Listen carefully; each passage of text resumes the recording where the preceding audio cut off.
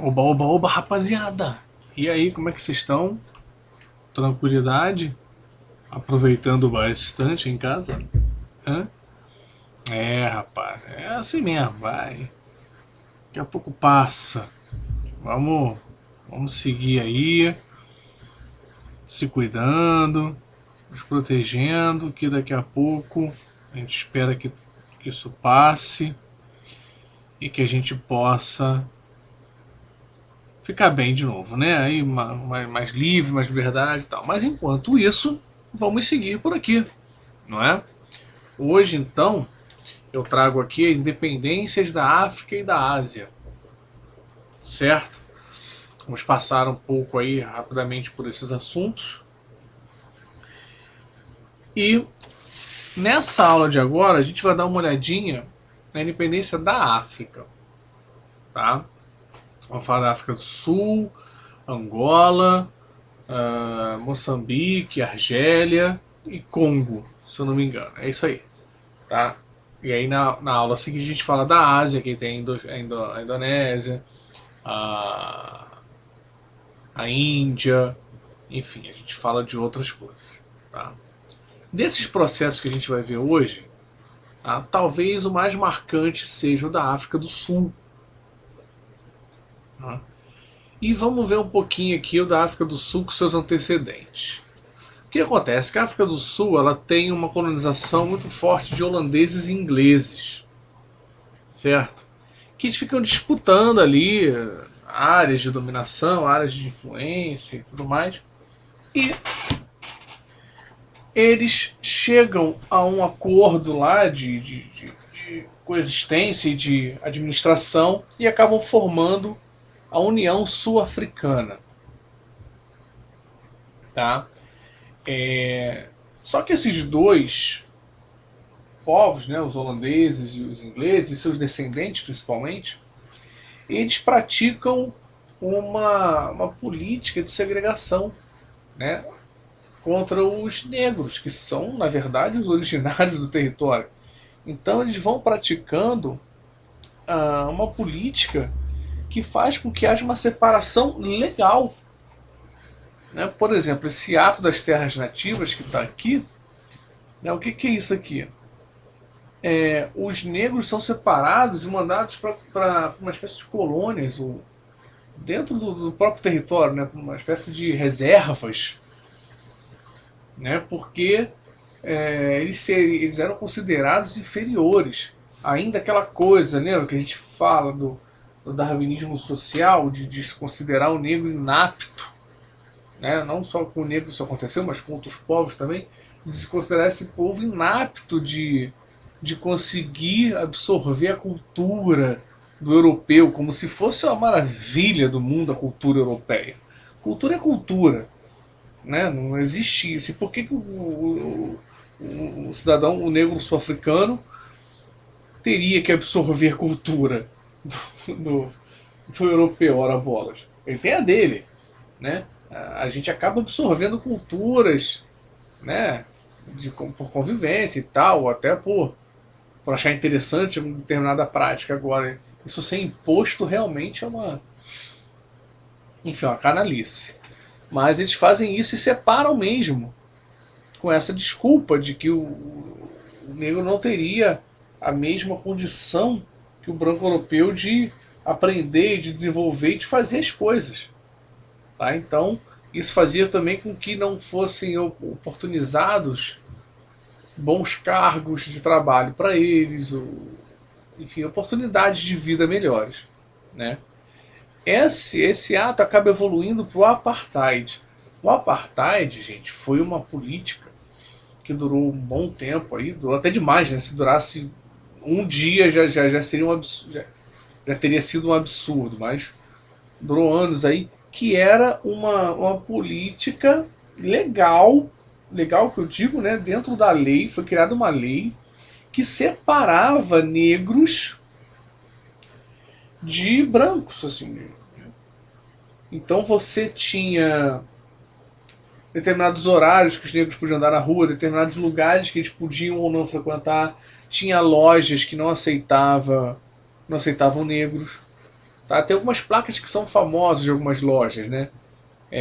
Isso aconteceu com os judeus também na Alemanha. Tinha placas na porta de lojas que falavam assim: proibidos cachorros e judeus, né? Na África também. Durante esse apartheid tinha lá proibido cachorros e negros na loja. Então você tinha essa separação que era dentro da lei. Tá? E você tinha também, por exemplo, bebedor para branco, bebedor para negro, negro não podia casar com branco, enfim, uma série de medidas extremamente racistas e. Enfim, cara, não tem nem, eu não sei nem como falar, como descrever isso, é uma coisa tão absurda. Mas tinha essa separação mesmo. Tá? Até que os povos da África do Sul se reúnem, os povos negros da África se reúnem e falam: cara, não dá, não pode isso, pô, isso aí é um absurdo.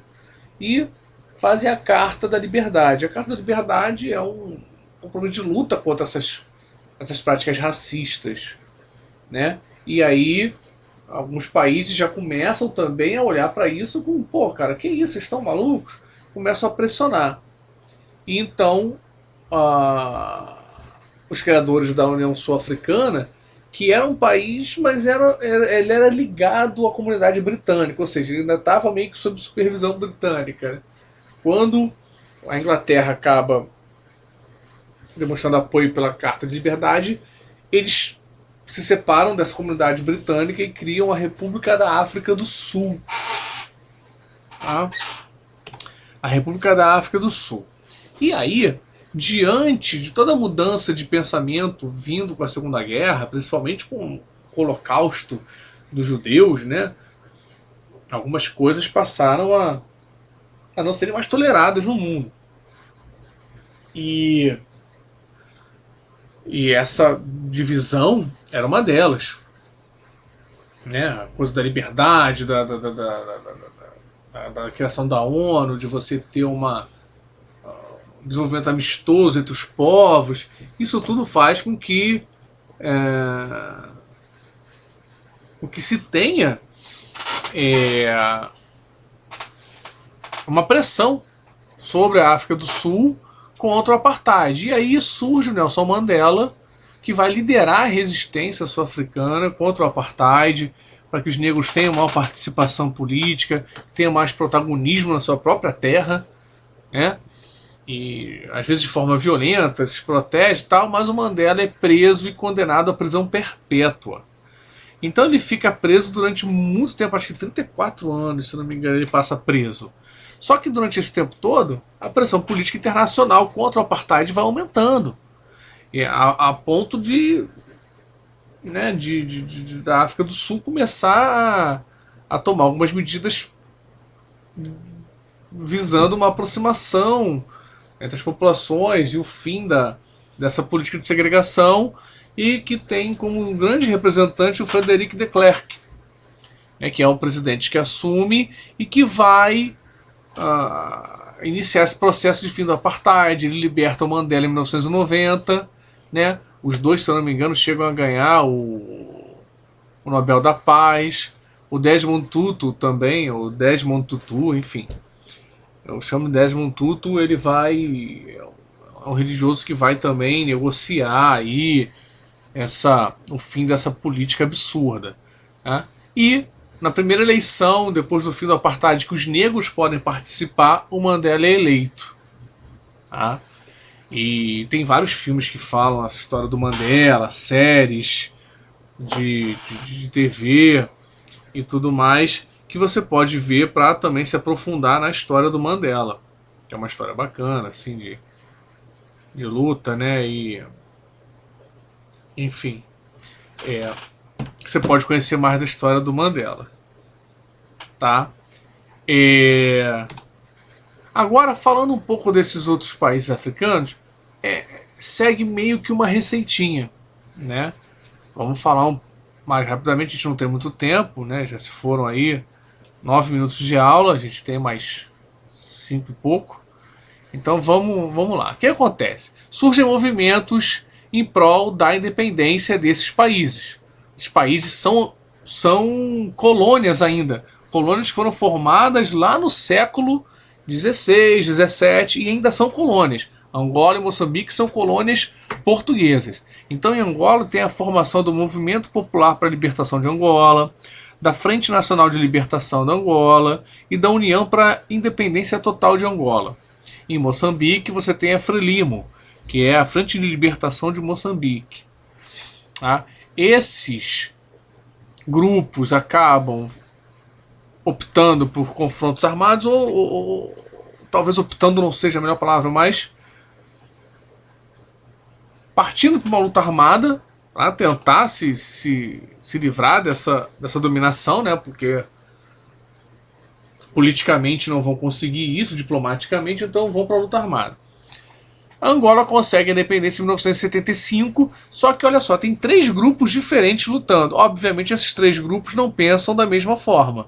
Então eles conseguem a independência frente a Portugal em 75 e passam então a ter uma guerra civil que vai até 2002, certo? Hoje Angola está mais tranquilo. Aqui, após a luta armada em Moçambique, o governo socialista avança. E aí a resistência nacional moçambicana, que é a Renamo, com o apoio dos Estados Unidos, vão praticar essa oposição aí até 92, quando cai o governo socialista, né? O socialismo no mundo entra em crise e acaba, né, com a queda do Muro de Berlim em 89. Os governos socialistas do mundo vão caindo num efeito dominó, né? Vão perdendo a grande referência e a grande liderança que tinham no mundo com o fim da União Soviética e vão caindo, tá? E aqui na Argélia e Congo também. Na Argélia a gente tem a Frente de Libertação Nacional, que vai promover rebeliões e vai sofrer uma grande repressão. No caso da Argélia é feito um plebiscito e a população vota pela independência em 1962. Argélia e Congo eram colônias colônias francesas, tá? Já no Congo é mais violento, você tem fugas, greves, repressão muito forte e é promovida a Exposição Universal de Bruxelas, que aproxima povos que são dominados pelos belgas, né? O Congo tinha também a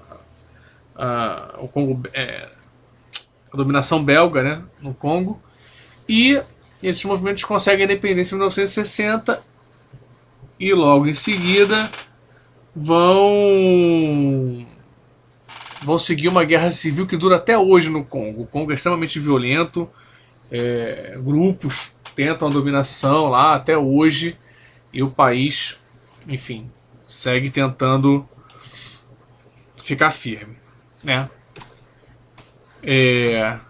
Então, muito obrigado. Repetir aqui, ó. Tá vendo? Repetir aqui, tá? Esqueci de apagar esse aí. Mas enfim, eu apago depois aqui para botar no arquivo do PowerPoint para vocês. Então é isso. Valeu, rapaziada. Um abraço para vocês. Façam os exercícios aí direitinho. Preencham corretamente o formulário do Google de vocês com o nome completo, põe a turma para a gente poder identificar vocês direitinho. Anotem as dúvidas que vocês tiverem e levem para a live de segunda. Show? Eu tô lá para responder vocês. Não sou só mais um rostinho bonito na TV. Tá bom, rapaziada? Espero vocês então nas lives de segunda e na próxima aula a gente fala um pouquinho mais do processo de independência. Show? Faz tudo direitinho aí e se cuidem. Um abraço!